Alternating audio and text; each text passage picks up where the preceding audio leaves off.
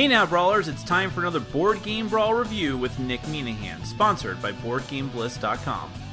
Hey now, today we're going to take a look at the Voyages of Marco Polo from Z-Man Games. This is a dice worker placement game where you are either going to take control of Marco Polo himself or many of the other people that were around him at the time, and you're trying to make a trade route from Venice to Beijing. But you have a lot of different options on how you're going to do that. First, you're trying to get a bunch of goods. You can get camels, which are sort of like an all-purpose currency you can use for a lot of different things, but then you also get peppers and silk and gold, and you can just trade those in to get contracts if you want, but you can also, you have a lot of different things that you can do, and a lot of the game is traveling to these different cities and setting up trading posts there, and potentially trading in those goods there instead in order to get points. I can barely scratch the surface of everything you can do in this game, so let me give you a very brief overview where I touch on more of that stuff. Then we're going to come back, I'll let you know what I think.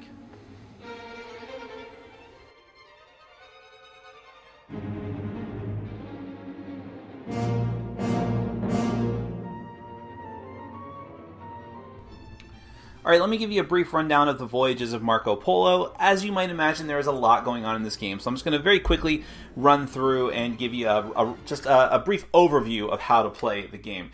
Now, the game is going to be played over the course of 5 rounds. You're going to keep track of the rounds via these contracts down here. You're always going to have 6 contracts out at the start of a round. You'll make piles of 6 contracts down at the bottom of the board. Each time you get to a new round, you'll get rid of any that are remaining there, and you're going to put out 6 new ones. That keeps track of the rounds. So at the end of the 6th round, you'll be through after the the last 6 contracts come out. You'll finish out that round. That'll be the end. Whoever has the most victory points is going to be the winner.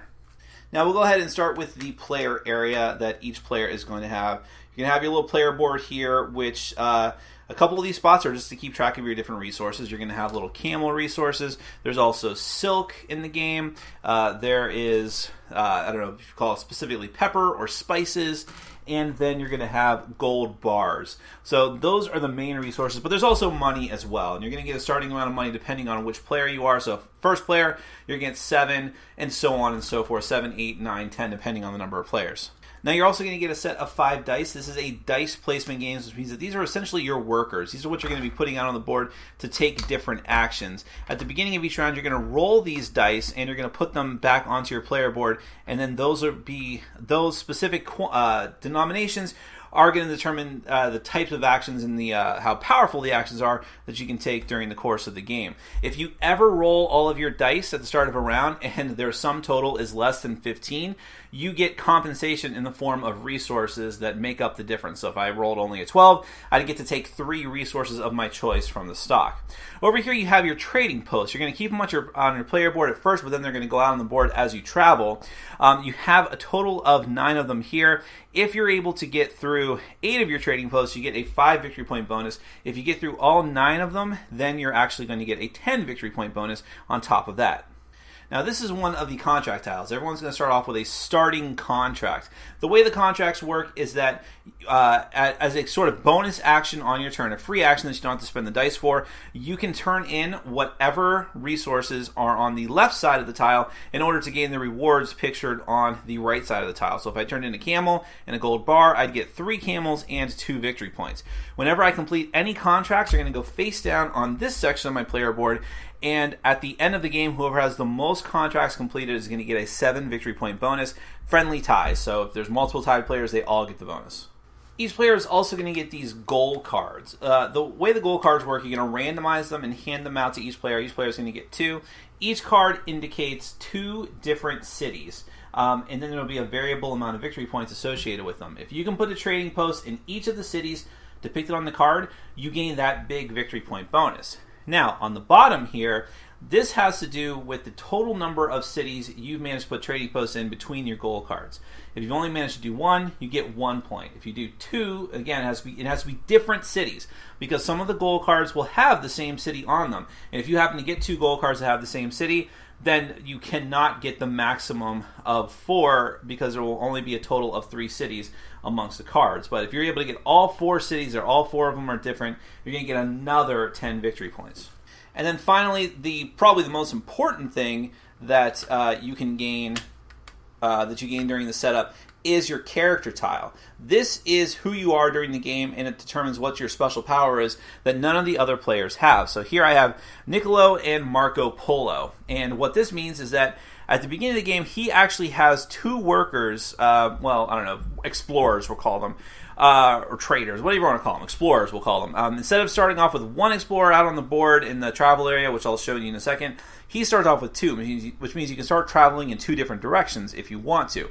Also, at the start of every round, every time you see an exclamation point, that is a start of round resource gathering. I'll get back to that in a minute.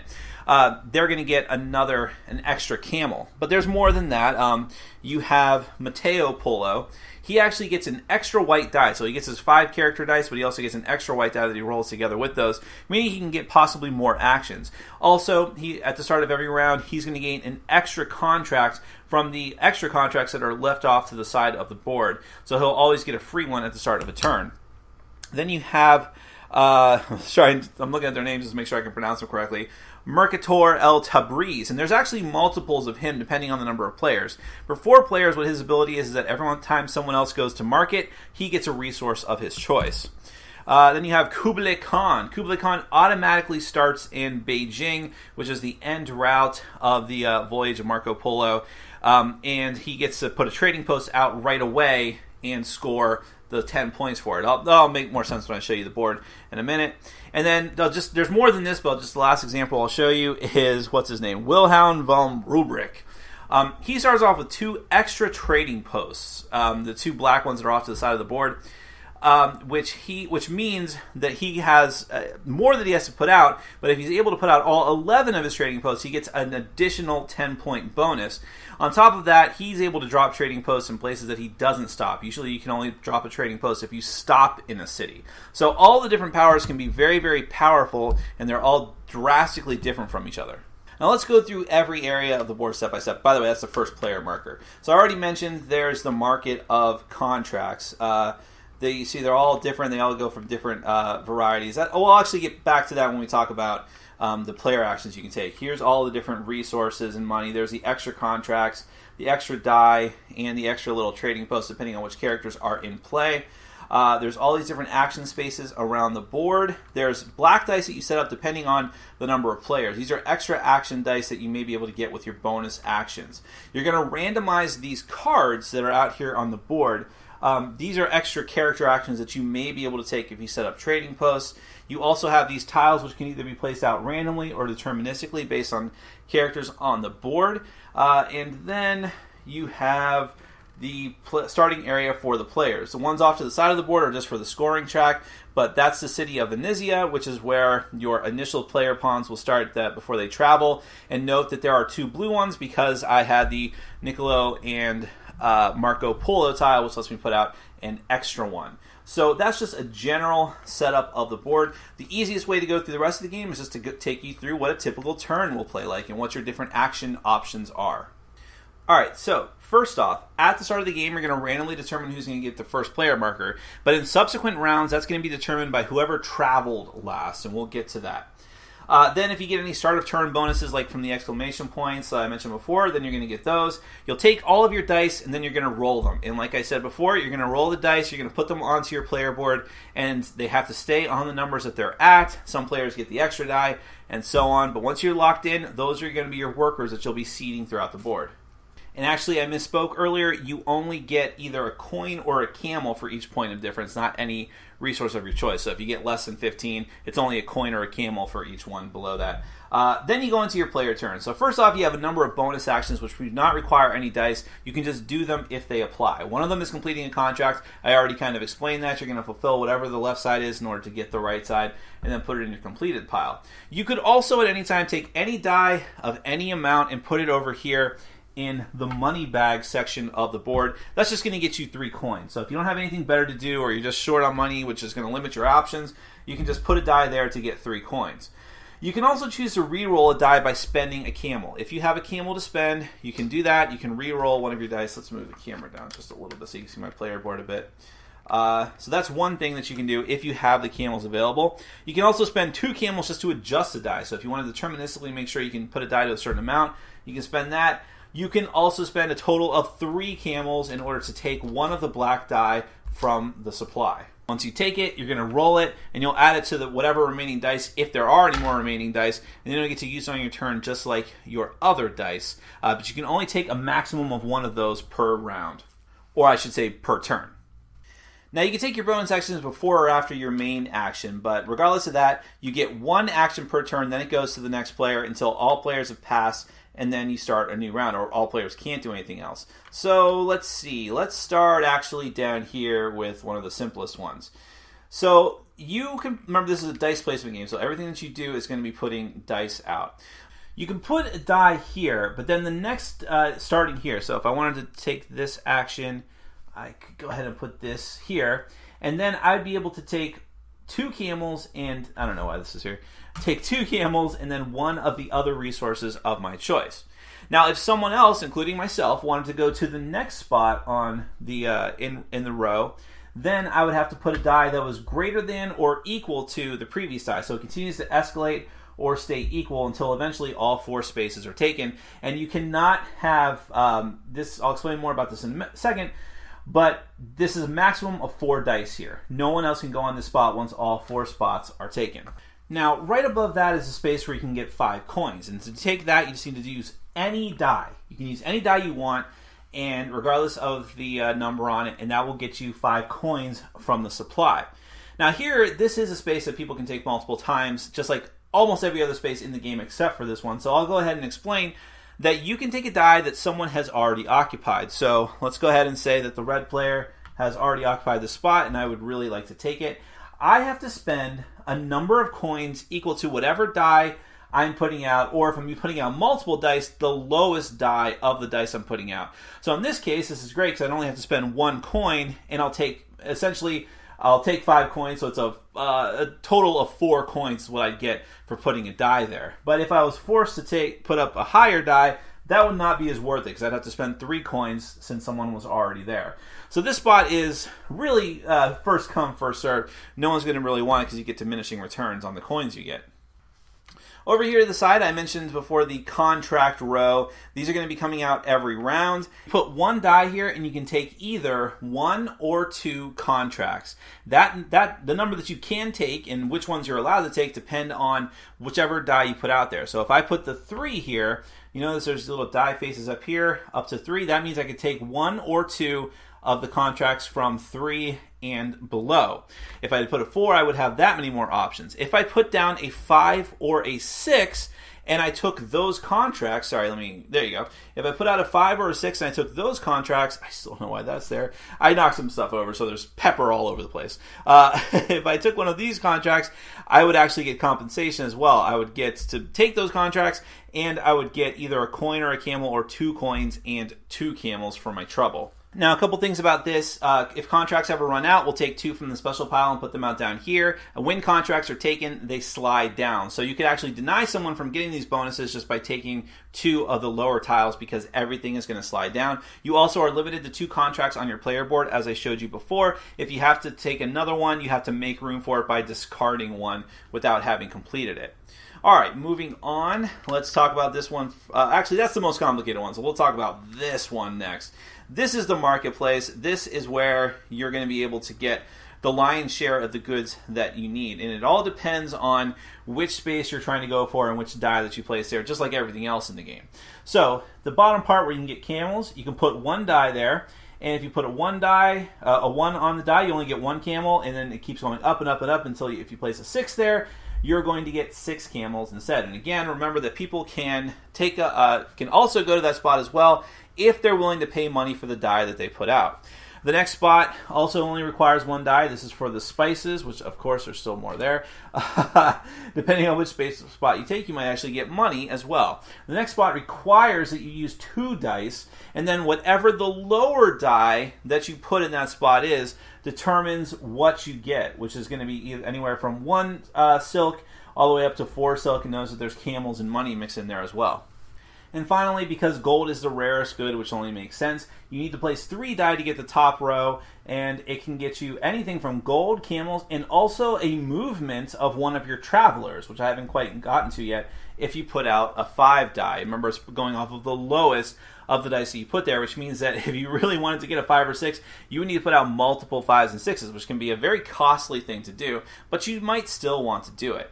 Now let's talk about traveling. Traveling is the most expensive thing to do in the game. You need to spend 2 die every time that you want to do it, and depending on whatever the lowest die is that you're using, that is the amount of spaces you get to move one of your travelers, but you also have to pay money in order to even do that. So you have to spend dice and money, and depending on which die that you use, that's how many spaces you will go.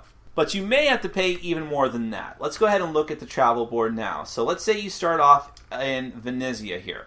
You can move one of your travelers. So if I'm the blue guy, I decide I'm going to pay the cost and I'm going to move just, let's say I'm moving 2 spaces.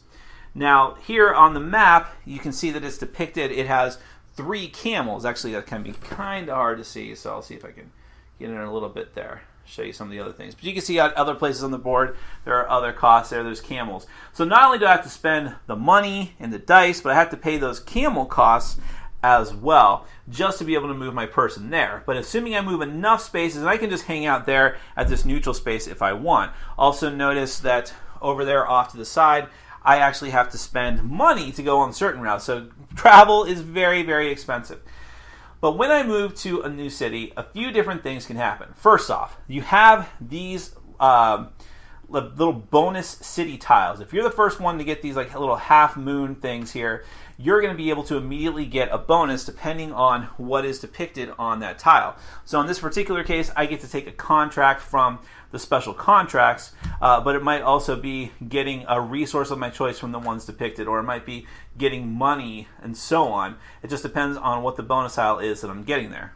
But also, if I stop in that city, meaning that I can't just move through it and go to another place unless I'm the guy with the special power, then I get to place one of my trading posts out there. Now, putting a trading post out there does a couple things. First off, it means I'm putting out more and more trading posts, which means I might get a point bonus at the end of the game. But also, it means that I am able to take the special action of the card that is in that city. This is essentially an action space just like all the other ones I've been describing to you, but only the people that have trading posts in that city are allowed to use it. In this case, I believe that means that if I take that action, I'll get a victory point for every trading house that I have out. But there's other cards and other special abilities and powers as well. So for instance here, I can take the action and then I can spend dice in order to get more silk, or let's take a look at some other ones that might pop up. I can trade in a camel and a gold in order to get 6 coins and 2 victory points, and so on and so forth. And notice that the other city bonuses that you get, the city tiles that you get when you first get to a city, are also different. Like I can get 2 gold if I go to that one. So travel can be costly, but it can also be profitable in the long run because it opens up spaces for you. Now you might also be wondering what these other city tiles are, the blue ones. Notice that they have an exclamation point. If you set up a trading post in one of those areas, you get that recurring bonus at the start of every round. So if I had traveled to this city, and remember that I am Marco Polo, so I could have actually done that by going in 2 different directions because I'm the only one that has 2 of the traveler meeples. If I set up a trading post there, at the start of every future round, I'm going to get 3 camels. There's also ones that let me get a camel and 3 coins. One of the other ones out here lets me get 2 different resources of my choice, and so on. So that can be another powerful thing to get your engine going in this game. There's a couple of special cities. This city down here, Sumatra, these are the furthest along the routes.